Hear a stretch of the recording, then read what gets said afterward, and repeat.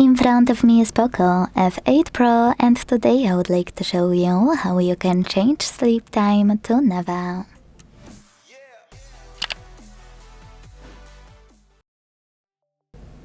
Begin by opening Play Store and downloading free app called Coffin Keep Screen On.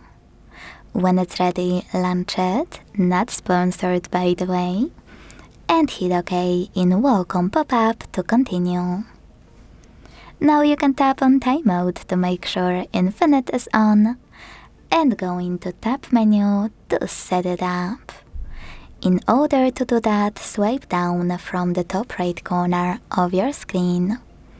Then hit Edit at the bottom. Scroll all the way down to use this plus icon at the top right corner of New Coffin shortcut. Swipe up, hold it, place it wherever you want to, and let go. Then click on this checkmark at the top right corner. Now you need to click on Coffin shortcut. Use this switcher next to allow modifying system settings. Go back, and this time when you click on it, it will turn blue. That means that infinite sleep time is on. To switch it off, tap on the same shortcut until it's gray.